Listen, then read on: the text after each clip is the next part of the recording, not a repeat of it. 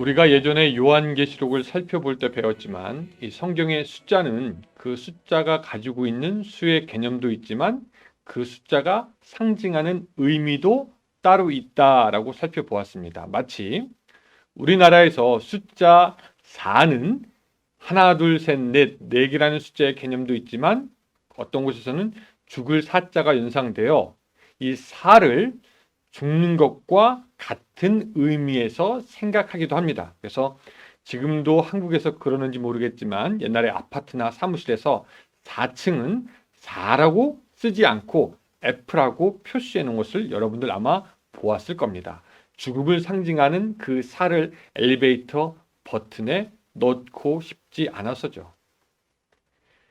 계시록에 나오는 그 14만 4천 명이라는 그 숫자는 이단들이 말하는 것처럼 꼭 14만 4천 명이라는 그런 숫자의 어떤 그런 개념보다 사실 많은 숫자, 큰 숫자, 꽉 차 있는 숫자를 상징한다라고 말씀드렸습니다. 구원받은 무리들은 14만 4천 명 그렇게 딱 숫자로 떨어지는 것이 아니라 그 많은 무리의 큰 숫자가 꽉 찬 숫자가 하나님의 구원을 받게 되는 것이다 라고 해석하는 것이 좀 더 바른 해석이 됩니다. 또 우리가 사순절을 보내고 있는데 이 넷사, 열순, 그래서 사순절에 이 40이라는 숫자도 의미가 있죠. 제가 말씀드렸지만 이 숫자는 훈련과 준비 그리고 경건이라는 의미가 있습니다. 예수님은 광야에서 40일 동안 기도하신 후에 마귀의 시험을 물리치시고 사역을 시작하였고 또 부활 후에 40일간 세상에 계셨고 모세도 시내산에서 40일 동안 금식한 후에 십계명을 받고 이스라엘을 이끌었습니다. 엘리야도 하나님의 산으로 가는 길에서 40일간 금식하였고요. 이스라엘 백성들도 40년간 광야에서 훈련받고서야 가나안에 들어갈 수 있었습니다. 그래서 우리도 이런 전통을 본받아 부활절 40일간 그 전의 기간을 사순절이라고 해서 경건의 연습, 성경 말씀, 기도에 더욱 집중하고 전도하고 예수 그리스도의 죽음을 묵상하며 영적인 성숙을 도모하는 그런 날이 됩니다. 여러분들 이번 사순절 어떻게 시간을 보내고 있습니까? 자, 그럼 성경에서는 이 3이라는 숫자는 어떤 의미가 있을까요? 3. 이 성경에서 3이라는 숫자가 쓰였을 때는 이것이 하나, 둘, 셋, 세 개의 의미도 있지만 이것이 영적으로는 부활, 완전한 수, 거룩한 수, 하늘의 수를 나타냅니다. 예수님의 부활이 3일 만에 이루어졌습니다. 요나도 물고기의 뱃속에서 3일을 지냅니다. 아브라함은 이삭을 번제드리기 위해서 3일을 걸어서 모리아산으로 올라가죠. 또 우리가 잘 아는 것처럼 삼위일체에 3이라는 숫자가 쓰입니다. 갈보리의 십자가가 3개였고요. 광야에서 사탄은 예수님을 3번에 걸쳐 시험합니다. 이런 것들을 쭉 정리해 놓고 보면은 죽음에서 벗어났을 때의 부활의 의미의 3, 완성되었을 때의 숫자 3, 이겼을 때의 숫자 3, 구원의 의미의 숫자 3, 완전한 의미로 숫자 3이 쓰였다라는 것을 우리가 알죠. 우리도 가끔 3세판은 해야지라고 하면서 이 3이라는 숫자가 다른 숫자들에 비해서 완전함을 나타내 준다라는 것을 무의식적으로 생각하고 있습니다. 근데 여러분 오늘 본문을 가만히 보면은 여기 3이라는 숫자가 나오게 됩니다. 오늘 본문에서 이 3이라는 숫자가 언제 쓰였고 그 쓰인 이유는 무엇일까요? 또 우리에게 주는 교훈은 무엇일까요? 한번 좀 알아보도록 하겠습니다.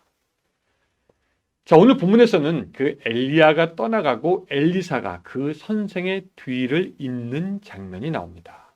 하나님께서 엘리야를 회오리 바람으로 하늘에 들어올릴 때였습니다. 그들이 길갈에 있을 때였는데 엘리야는 혹시 그가 하늘로 올라가는 장면을 그의 제자 엘리사에게 보여주기 싫었던 걸까요? 2장 2절에서 보면은 엘리야가 엘리사에게 이렇게 말합니다.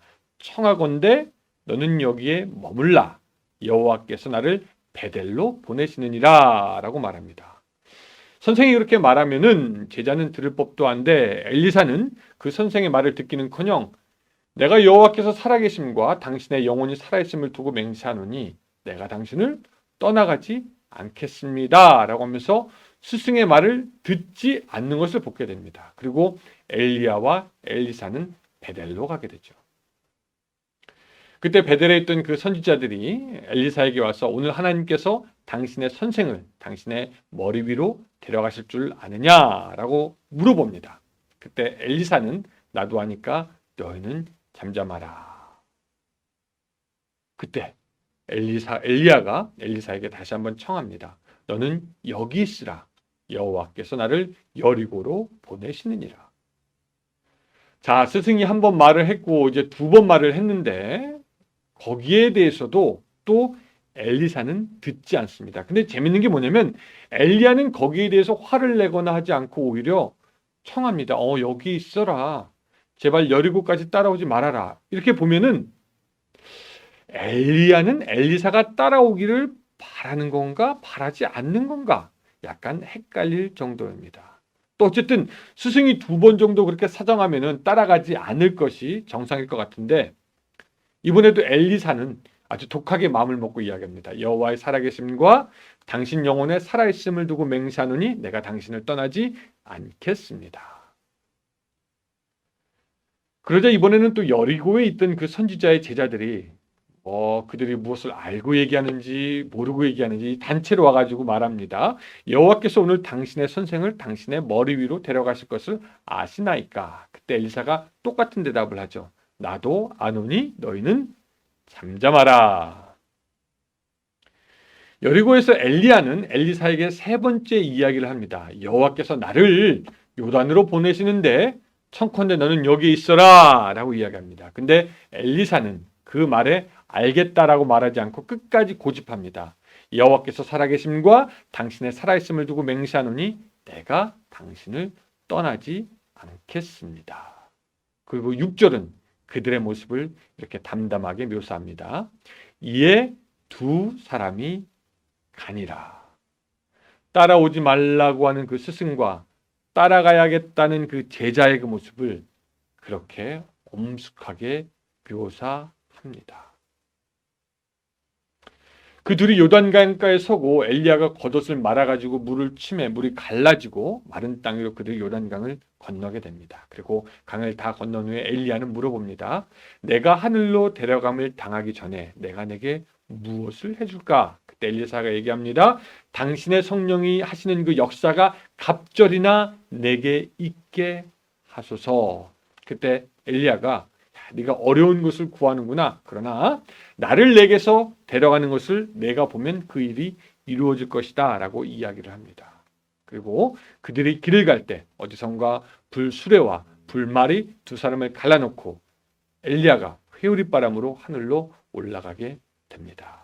자, 우리는 여기서 이제 그 엘리야가 그 엘리사를 세 번 떼어놓으려고 한 것을 볼 수 있습니다. 길갈에서 베델에서 여리고에서 세 번입니다. 그렇죠? 세 번에 걸쳐서. 근데 이상하죠. 사실 엘리사는 엘리야의 후계자로 이미 결정이 되어졌습니다. 엘리사는 이미 자신의 쟁기를 불태웠고 자기가 기르던 소도 다 처분했습니다. 그리고 엘리야를 따르겠다고 확실하게 자기의 의사 표현을 했죠. 아울러 엘리야는 엘리사가 자기의 후계자가 될 것이라는 것을 알았고 자기의 능력을 계승받으려면은 자기가 승천하는 곳에 그가 자기를 보아야 한다는 것도 알았습니다. 그런데 엘리야는 굳이 엘리사를 떼어놓고 가려고 한 것처럼 보여지는 것이죠. 엘리사가 그의 후계자라는 것을 알면서 마치 후계자가 되지 못하게 하려는 것처럼 자신이 하나님께 올라가는 것을 못 보게 하려는 것 같은 인상을 우리가 받게 되는 것입니다. 자, 전후 사정을 다 아는 엘리야가 엘리사를 떼어내려고 한 거나 또 그런 스승을 기꺼이 쫓아가겠다고 한 엘리사나 조금 이해가 안 되긴 합니다. 그들은 왜 그랬을까요? 한국어나 영어로 이제 그 오늘 성경 본문을 읽었을 때 이 성경의 문장에 미묘한 느낌을 살리기가 어려운데 이 성경을 연구하는 학자들은 여기에서 엘리야가 엘리사에게 세 번이나 반복해서 청했던 이곳에 있으라고 하는 이 말이 사실은 따라오는 것을 강력하게 금하는 표현이 아니다라는 것을 알아내었습니다. 조금 쉽게 자세하게 이야기하면 이런 겁니다. 따라오는 것을 막는 것이 아니라 오히려 엘리사에게 시간을 주어서 더 잘 생각해보고 확신하라라고 하는 뉘앙스가 담긴 말이라는 것입니다. 농촌에서 아버지가 새벽에 논을 갈러 나갑니다. 이때 건너방에서 자던 아들이 아버지랑 같이 가겠다고 나섭니다. 아버지는 아들이 밤새 일한 걸 알기 때문에 너 오지 마. 좀 방에서 쉬어. 아들이 막 얘기합니다. 아니에요, 아버지 괜찮아요. 저도 갈래요. 늙은 아버지 돕고 싶어 합니다. 그러자 아버지는 아들이 이따가 또 힘든 일을 해야 되는 건 알기 때문에 아니야, 들어가서 좀 쉬어. 더 자. 아침부터 아들이 힘 빼는 것을 원하지 않습니다. 들어가서 쉬라고 합니다. 그러나 아들은 말 듣지 않습니다. 아버지, 그래, 저 갈래요. 저 도와주고 싶어요. 그렇게 갈래요. 오지 마. 갈래요. 오지 마. 갈래요. 아들이 결국 아버지를 따라 나서게 되는데 이런 분위기와 비슷한 거다라는 거죠.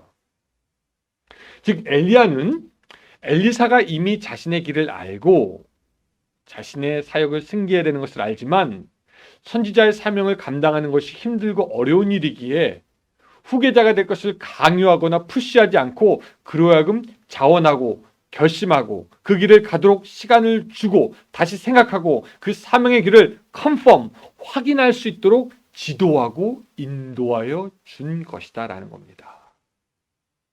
엘리야가 이런 겁니다. 내가 사명을 감당할 수 있겠냐? 여기에 머물라. 이에 대해서 엘리사는 아닙니다. 저는 그래도 감당하겠습니다. 하겠습니다. 하나님이 말씀하셨고 당신이 보지 않았습니까? 저는 당신이 그 길을 만류한다 해도 당신을 따르겠습니다. 어쩌면 엘리야는 자기가 경험했던 선지자를 하면서 경험했던 그 끔찍하고 어렵고 힘든 기억들이 생각나서 어쩌면 엘리사를 만류하는 것이도 모르겠습니다. 그러나 어쨌든 그런 엘리야의 청을 엘리사는 거절하고 확신 가운데 따라가고 소명대로 살려고 하는 모습을 우리가 볼 수가 있습니다. 그리고 그들은 둘이 같이 가게 됩니다. 여러분, 이런 분위기가 신약에서 예수님과 베드로의 대화에서도 나타나는 것을 보게 됩니다. 부활하신 예수님은 베드로에게 나타나셔가지고 요한의 아들 시몬아, 내가 나를 이 사람들보다 더 사랑하느냐 물으십니다. 이 질문에 베드로 아마 엘리사처럼 조금 당황했을지도 모릅니다. 주님은 내가 주님을 사랑하는지 주님을 따라야 하는지 알면서 왜 이런 질문을 하시는 것일까? 그리고 베드로는 대답합니다. 내가 주님을 사랑하는 줄 주께서 아시나이다. 사실 주님은 베드로가 주님을 얼마나 사랑하시는지 다 압니다. 마음을 꿰뚫어 보시는 분이 베드로의 중심을 모를 리가 없지만 또 한 번 더 물어봅니다. 요한의 아들 시몬아, 내가 나를 사랑하느냐? 이때에도 베드로는 어쩌면 잠깐 헷갈렸을 수도 있을 거예요. 주님이 왜 그런 것을 물어보셨을까? 그리고 다시 한번 반복합니다. 내가 주님을 사랑하는 줄 주께서 아시나이다. 베드로는 그 예수님의 질문에 스스로 내가 정말 주님을 생각하는가, 사랑하는가 생각했을 것이고 더욱 확신 있게 얘기했겠죠. 내가 주님을 사랑합니다. 그리고 예수님께서 세 번째 베드로에게 물어보시니 베드로는 그때는 좀 근심을 합니다. 왜 주님은 나를 아시면서 자꾸 물어보는 걸까? 그러면서 주님, 모든 것을 아시오매 내가 주님을 사랑하는 줄 주님께서 아시나이다 라고 말을 하는 것이죠. 베드로는 자신의 마음이 이제 확정되어 있고 주님을 사랑하고 주님을 따르겠다는 그 확신을 보여주기 원했고 그제서야 주님은 질문을 멈추시고 앞으로 베드로에게 있을 일들을 이야기하여 주십니다. 그리고 그 순간 이후로 베드로는 진정한 예수님의 제자로 사역을 감당하게 되는 것이지요. 여러분, 하나님께서 사무엘을 부르실 때도 3번 부르십니다. 사무엘이 성전에 자고 있을 때 사무엘아, 사무엘아, 사무엘아. 그러나 사무엘은 그것이 처음에는 하나님의 음성인지도 모릅니다. 두 번째 하나님의 음성인지 모릅니다. 그러나 세 번째 하나님께서 자신을 부르시는 것을 알고 주여 말씀하소서 주의 종이 듣겠나이다 라고 말하는 것을 우리가 보게 됩니다. 엘리사, 베드로, 사무엘 이 3명은 각기 3번의 부르심과 확신과 결단의 과정을 지나갔다라는 것이죠. 이런 과정들을 우리가 보면은 주님은 무조건 와라 와라 와라 하지 않으십니다. 아니면 귀신들이 무당을 만드는 것처럼 강제로 억지로 하기 싫은 것을 하게 하지 않습니다. 또 나치범들이 어린아이를 꼬시듯이 와라 내가 잘해줄게 하면서 꼬시지도 않습니다. 주님의 방법은 그저 부르시고 누가 부르는지 알 때까지 조용히 기다리십니다. 그리고 또 사랑하냐고 물으십니다. 그리고 또 오늘 본 것처럼 엘리사처럼 거절, 여기에 머물러 있어라, 이렇게 거절이라는 장애물을 우리 앞에 놓기도 하시면서 우리의 마음을 돌아보게 하시고 더욱 하나님 앞에 우리의 소명을 작정하게 하는 것을 우리는 알아야 합니다. 이것이 하나님께서 우리를 부르시는 아주 독특한 방법이기도 합니다. 한 선교사 훈련생이 있습니다. 그가 선교를 나가려고 선교사 훈련원에 들어가서 훈련을 받았습니다. 열심히 받았습니다. 그게 자기 사명이라고 생각했기 때문에. 그래서 선교를 나가게 되었는데 문제가 생겼습니다. 후원자들을 모집해서 그들의 서포트를 받아야 되는데 후원자를 모집하기가 너무나 어려웠던 것입니다. 여러분, 선교지에 처음 가서는 특별히 후원이 더 필요하잖아요. 그렇죠? 그렇지 않고 어떻게 거기서 생존할 수 있습니까? 후원자가 충분히 없으면 파송 자체를 받을 수가 없습니다. 그래서 이 선교사 후보생은 선교를 가야 되는데 후원자들이 없고 후원자들을 모집할 수가 없으니까 기가 막혔습니다. 나는 주님이 나를 불렀다라고 생각했고 그래서 헌신했고 훈련 받고 교육 받았는데 후원자가 없어서 파송을 못 받는다? 여러분, 이것이 하나님의 노라는 사인입니까? 아니지요. 하나님은 그에게 노라는 사인처럼 보이는 환경을 좀 어렵게 해서 그로 하여금 사역을 시작 못하게 하시는 것이 아니라 그 선교사 후보생으로 하여금 다시 한번 그의 사명을 확실하게 알고 또 하나님께 헌신하는 시간을 갖기 원했던 것입니다. 그래서 이 선교사 후보생은 그때부터 다시 기도하기 시작했습니다. 하나님, 이 길을 걷는 것이 정말 주님의 뜻입니까? 하나님께서 무엇을 원하시는 것입니까? 주님, 어떻게 저를 도와주시겠습니까? 그렇게 기도했고요. 결론부터 말하면 그는 그렇게 기도하는 동안 자기의 사명을 더욱 깨닫게 되었고 선교지에 대한 마음이 더욱 불타올랐고 하나님께서 모든 것을 채우실 것이라는 더욱 그 믿음이 더욱 확신하게 되었습니다. 그러니까 NO 하시는 듯한 하나님의 모습 가운데 오히려 더욱 강한 YES라는 응답을 가지게 되었다는 것이죠. 하나님은 어려운 환경을 통해서 역설적으로 더욱 그에게 하나님의 마음을 보여주셨고 그는 더욱더 하나님을 신뢰하면서 사역을 시작하게 되었던 것입니다. 근데 여러분, 많은 사람들이 바로 이 점을 쉽게 놓칩니다. 무언가 어려움을 당하거나 힘들어지거나 자기의 마음이 부정적인 생각이 들 때 이거 하지 말라는 사인인가? 이거 안 된다는 건가? 라고 해서 자기의 생각으로 쉽게 판단합니다. 그리고 더 이상 나아가려고 하지 않습니다. 그리고 하나님의 핑계를 댑니다. 하나님께서 이거 막으시는 것 같아요. 내가 안 되는 거는 하나님이 도우시지 않는 것 같아요. 내가 이거 하지 말라고 하는 것 같습니다. 근데 여러분, 하나님은 때로는 노처럼 보이는 것을 통하여서 더욱더 강한 예스를 우리에게 주시고 싶어 하십니다. 하나님이 우리 각자에게 사명 주신 줄로 믿습니다. 우리가 이 세상 살면서 하나님의 구원을 받았는데 그 구원이 우리의 모든 하나님의 목적이 아니라 하나님은 우리가 예수 그리스도의 제자로의 삶을 이 땅에서 살며 하나님께서 우리에게 부탁하신 일을 이루기 원하십니다.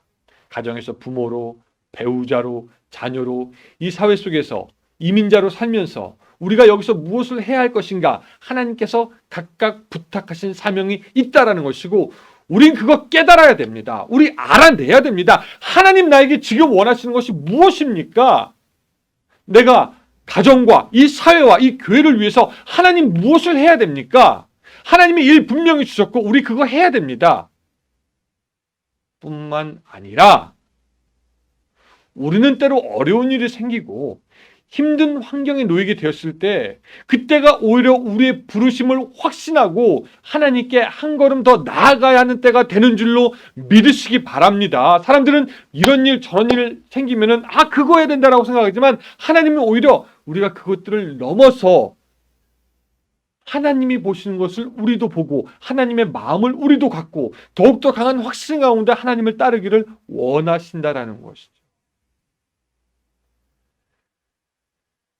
우리는 예수 그리스도를 주로 믿는 자들일 뿐만 아니라 그의 길을 따라가는 제자입니다.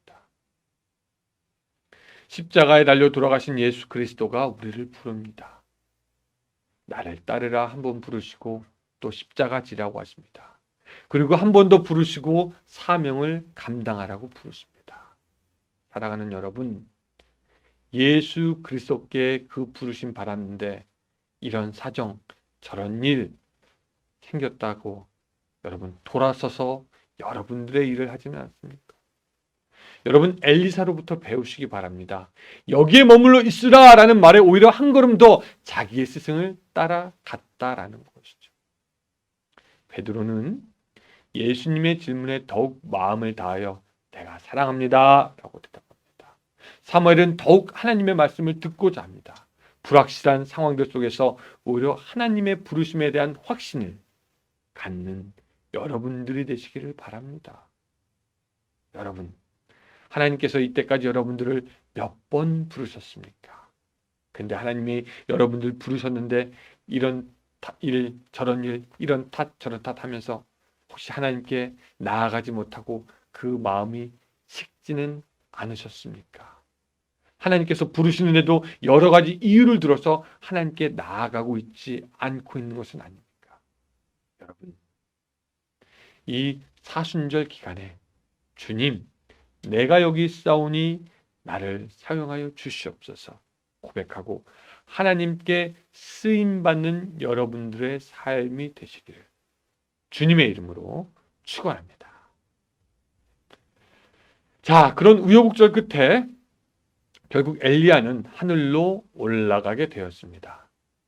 그리고 이제 엘리사가 혼자서 그 선지자의 사역을 다 감당해야 할 때가 되었습니다. 엘리사가 그 뒤를 잇는 것을 기다리기도 했다는 듯이 그 여리고성의 사람들이 엘리사에게 와서 자기의 문제를 이야기합니다. 오늘 성경에 나오죠. 선지자님 보십시오. 여기 성읍 위치도 참 좋고 부족한 것이 없는데 물이 안 좋아서 이 곡식이나 과일이 열매를 맺지 않습니다. 라고 이야기합니다. 그러면서 자기들의 처지를 불평합니다.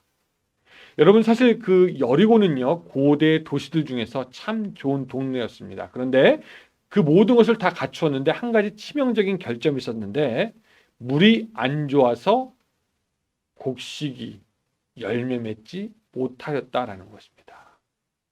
그 땅은 모든 것이 좋았지만 물 한 가지 그것이 결정적으로 안 좋았다라는 것이죠. 다 좋았지만 한 가지 안 좋았다.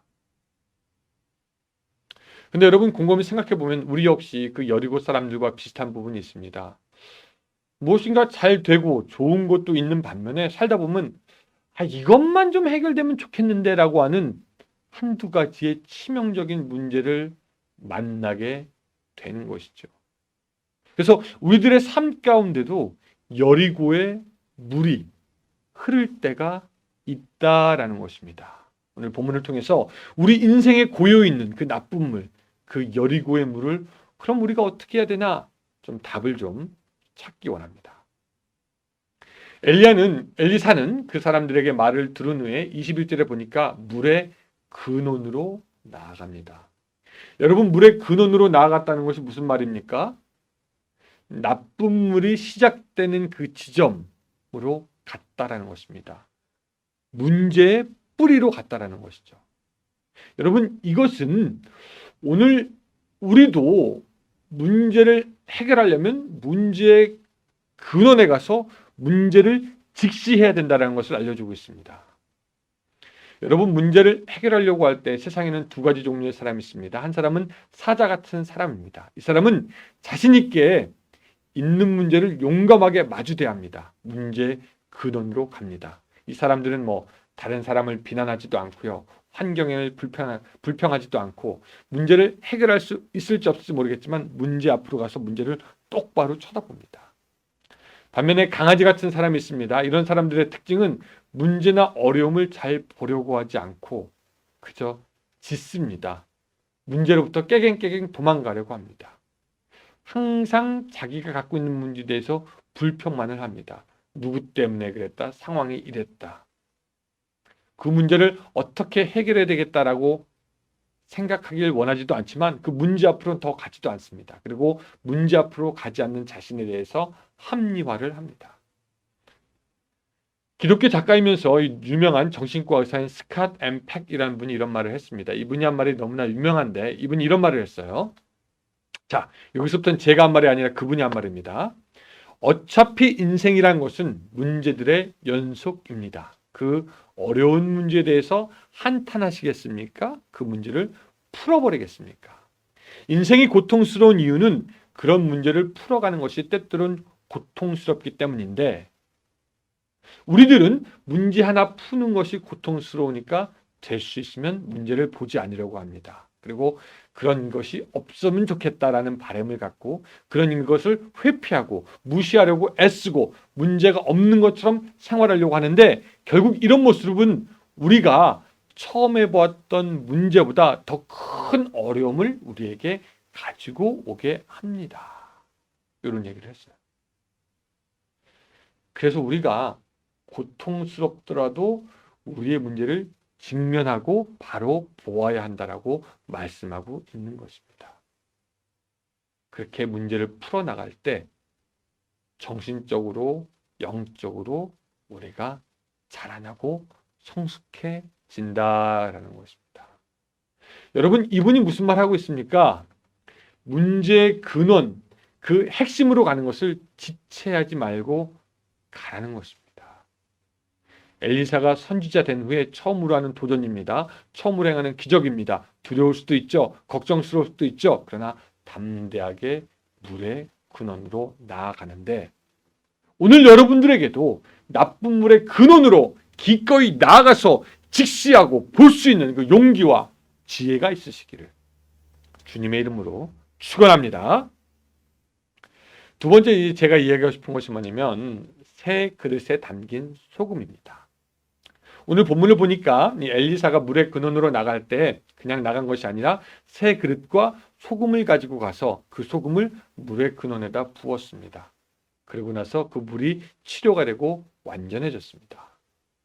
왜 엘리사는 소금을 가지고 나쁜 물로 갔을까요? 소금에 어떤 효능이 있어서일까요? 여러분, 사실 우리가 집중해야 하는 것은 그릇에 든 소금이 아니라 하나님의 말씀입니다. 엘리사가 소금을 부으면서 말합니다. 여호와의 말씀이 내가 이 물을 고쳤으니 이로 쫓아 다시는 죽음이나 토산이 익지 못하고 떨어짐이 없을지니라 라고 하는 그 말씀을 선포합니다. 우리가 기억해야 하는 것은 소금은 하나님의 말씀을 상징하는 것이고 그 물을 고친 것은 바로 하나님의 말씀이라는 것입니다. 소금은 엘리사가 문제의 근원으로 갔을 때 하나님의 말씀을 가지고 갔다라는 것을 상징적으로 우리에게 보여주는 것이죠. 정리해 보면은 물의 근원까지 가는 것, 문제의 근원으로 가는 것, 그것은 엘리사의 몫이지만 물을 고치는 것은 또한 하나님의 몫입니다. 이것은 우리에게 무엇을 말하냐? 우리가 문제의 근원으로 가야 되고 그것은 우리의 책임이고 또한 갈 때 하나님의 말씀을 가지고 가면은 하나님의 능력이 그 문제를 해결한다라는 것입니다. 여러분, 우리 인생을 쓰게 하는 여리고의 나쁜 물 어떻게 해야 할까요? 경험도 필요할 수 있죠. 기술도 필요할 수 있죠. 돈이나 전문가의 도움도 필요할 수 있죠. 그러나 가장 깊은 곳에서 능력을 발휘하는 것은 하나님의 말씀인 것을 믿으시기 바랍니다.